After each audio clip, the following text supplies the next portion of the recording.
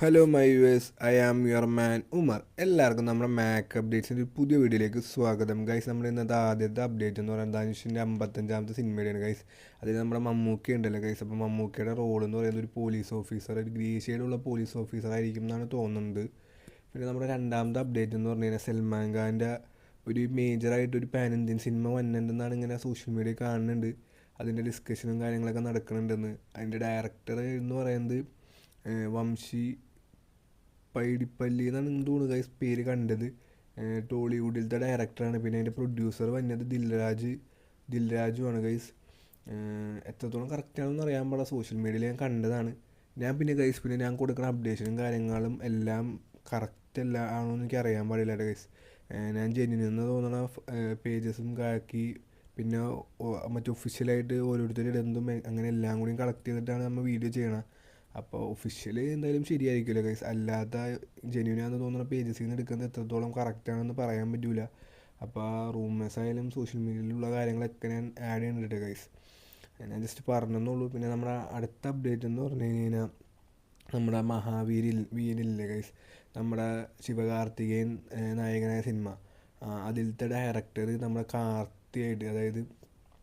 കാർത്തിയായിട്ട് ഒരു സിനിമ ചെയ്യാൻ പ്ലാൻ ചെയ്യുന്നുണ്ട് ഇങ്ങനെ കണ്ടായിരുന്നു ഗൈസ്.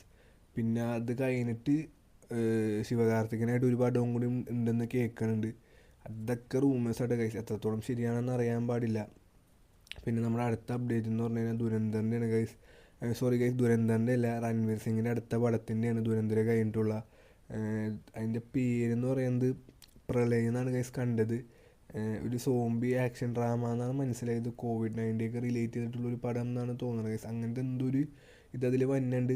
ജോണർ വന്നത് എന്തോ സോംബി ആക്ഷൻ ഡ്രാമയാണ്. പ്രളയം എന്നെന്തോന്ന് പേര് കണ്ടത് കേട്ടോ ഗൈസ്. പിന്നെ നമ്മുടെ അടുത്ത അപ്ഡേറ്റ് എന്ന് പറഞ്ഞു കഴിഞ്ഞാൽ മോഹിനിയാട്ടത്തിൻ്റെയാണ് ഗൈസ്. ഭരതനാട്യത്തിൻ്റെയാണ്. മോഹിനിയാട്ടത്തിൻ്റെ സെക്കൻഡ് പാർട്ടായിട്ട് വന്നത്. നാളെ അതിൻ്റെ ട്രെയിലർ വന്നിട്ടുണ്ട് 11 മണിക്ക്. ഗൈസ്, നമ്മുടെ അടുത്ത അപ്ഡേറ്റ് എന്ന് പറയുന്നത് വൺ പീസിൻ്റെയാണ് ഗൈസ്. നമ്മുടെ വൺ പീസിൽ നമ്മുടെ ലോക്കിയുടെ വോയിസ് ആക്ടറിൻ്റെ ഇത് വന്നിട്ടുണ്ട്. പേര് വന്നത് എന്തോ ഇച്ചി നക്കമുറ, അതായത് ഗോജോ എന്ന് പറഞ്ഞ ക്യാരക്ടറിലെ ഗൈസ് അതിൻ്റെ വോയിസ് ആക്ടറാണെന്നാണ് മനസ്സിലായത്. പിന്നെ നമ്മുടെ അടുത്ത അപ്ഡേറ്റ് എന്ന് പറഞ്ഞാൽ ജയിലറിൻ്റെയാണ് ഗൈസ്. ജയിലറിൻ്റെ റിലീസ് വരാൻ മിക്കവാറും ജൂണും ഓഗസ്റ്റ് ആവാൻ സാധ്യതയുണ്ട്. അതിൽ അഭിനയിച്ച ഒരു പുള്ളി റീസെൻ്റായിട്ട് എന്തോ ഇൻ്റർവ്യൂ കൊടുത്തപ്പോൾ അതിൽ പറഞ്ഞതായിരുന്നു റിലീസ് വന്നത് ജൂണിൽ മറ്റേ ഓഗസ്റ്റിലാവാനാണ് സാധ്യതയെന്ന്. പിന്നെ അതിൻ്റെ അടുത്ത അപ്ഡേറ്റ് എന്ന് പറഞ്ഞു കഴിഞ്ഞാൽ നമ്മുടെ LAക്കില്ലേ ഗൈസ്, ലവ് ആക്ഷൻ കമ്പനി, അതായത് നമ്മുടെ പ്രദീപ് രംഗനാഥൻ്റെ പടം. അപ്പോൾ അതിൻ്റെ റിലീസ് ഡേറ്റ് വന്നത് ഏപ്രിൽ 10 ആയിട്ടാണ് ഗൈസ്. പിന്നെ ഇന്നലെ അവർ നമ്മുടെ പ്രദീപ് രംഗനാഥനും അനിരുദ്ധൊക്കെ ആയിട്ട് എന്തൊരു വീഡിയോ ഇറങ്ങിയിട്ടുണ്ടായിരുന്നു. ഞാൻ കാണാൻ ടൈം കിട്ടിയില്ലായിരുന്നു.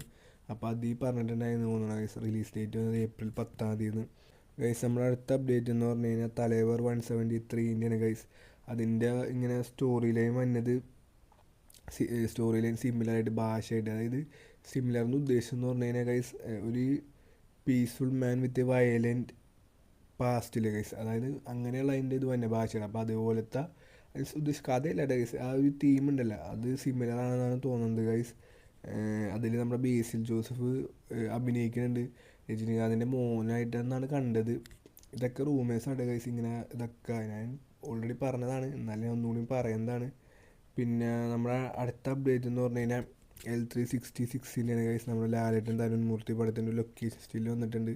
ഞാൻ അടിയിൽ കൊടുത്തേക്കാം ഗൈസ്. അപ്പോൾ ഇത്ര ഉള്ളൂ ഗൈസ് നമ്മുടെ ഇന്നത്തെ കണ്ടൻറ്റ് എന്ന് പറഞ്ഞാൽ. എനിക്കറിയാം ഷോർട്ടായിട്ടുള്ള വീഡിയോസ് ആണെന്ന്. ഞാൻ പരമാവധി കുറച്ചുകൂടി ഇമ്പ്രൂവ് ആകാൻ നോക്കാട്ടെ ഗൈസ്. പിന്നെ നിങ്ങളുടെ അഭിപ്രായങ്ങളും കാര്യങ്ങളും പറയട്ടെ ഗൈസ്. എങ്ങനെ ഇമ്പ്രൂവ് ആക്കാൻ നിങ്ങളുടെ അഭിപ്രായം എന്താണ്, എന്തൊക്കെയാണ് കൊണ്ടുവരേണ്ട മാറ്റങ്ങൾ പറയട്ടെ ഗൈസ്. അപ്പോൾ എനിക്ക് പറ്റുന്നതാണ് ഞാൻ അതൊക്കെ ഇമ്പ്രൂവ് ചെയ്ത് സെറ്റായിട്ട് കൊണ്ടുവരാൻ നോക്കുക. അപ്പോൾ അത്രേ ഉള്ളൂ വീഡിയോ. Thank you, by.